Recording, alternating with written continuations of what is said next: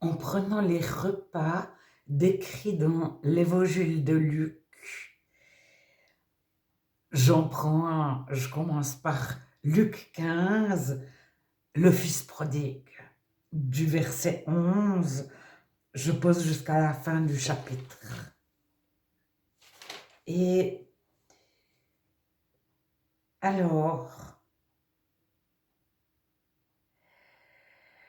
au verset 23, amenez le veau gras et tuez-le, mangeons et réjouissons-nous, car mon fils que voici était mort. Et il est revenu à la vie, il était perdu et il est retrouvé. Et ils commencèrent à se réjouir. Oh, le fils aîné était dolichon lorsqu'il revint et approcha de la maison, il entendit la musique et les danses. Il appela un des serviteurs et lui demanda ce que c'était. Ce serviteur lui dit, ton frère est de retour et ton père a tué le veau gras parce qu'il l'a retrouvé en bonne santé. Alors je pense qu'on connaît tous la parabole de Jésus, du fils prodigue. Et j'aimerais souligner que c'est ce fils qui a choisi d'aller déposer tout l'argent de son père. Donc le père représente Dieu. Et il a fait des bêtises. Et il a attendu de crever de faim pour revenir à son père, c'est-à-dire à Dieu.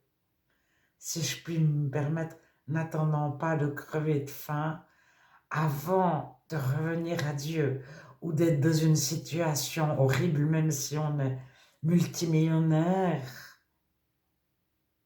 N'attendons pas d'être dans une voie sans issue, mais il était dans une voie sans issue, ce fils.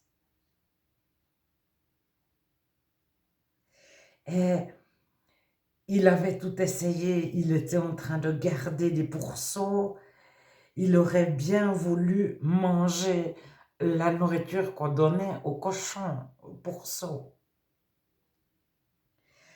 Et il dit, moi ici, je meurs de faim, je me lèverai et j'irai vers mon père. Alors il pense dans sa tête, je lui dirai, j'ai péché contre toi, je suis plus digne d'être appelé ton fils, etc. Que fait le père? Il l'écoute même pas.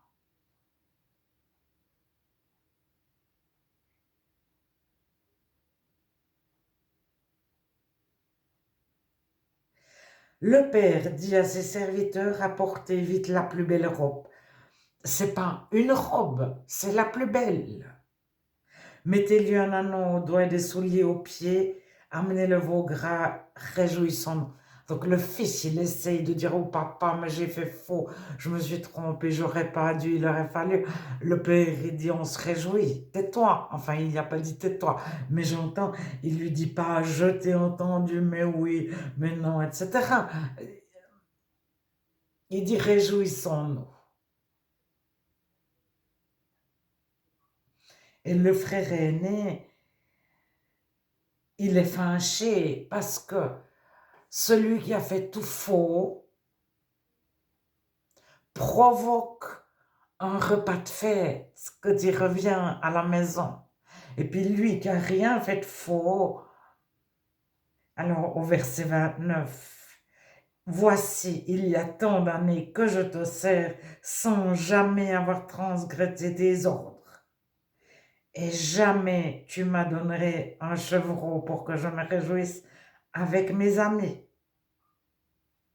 Et quand ton fils est arrivé, celui qui a fait tout faux, tu tues le veau gras. Mon enfant, lui dit le père, tu es toujours avec moi, et tout ce que j'ai est à toi. Et mais des fois, on oublie quand on est depuis longtemps auprès de Dieu. Je vous invite à lire Luc 15, à partir du verset 11, la parabole du fils prodigue. Luc 15, 11 jusqu'à la fin. Et à penser qui est Dieu, parce que c'est Jésus qui présente Dieu. Et comment il traite ses serviteurs. Donc il y a les fils et les serviteurs. Et le fils dit, les serviteurs chez mon père seraient traités mieux que moi.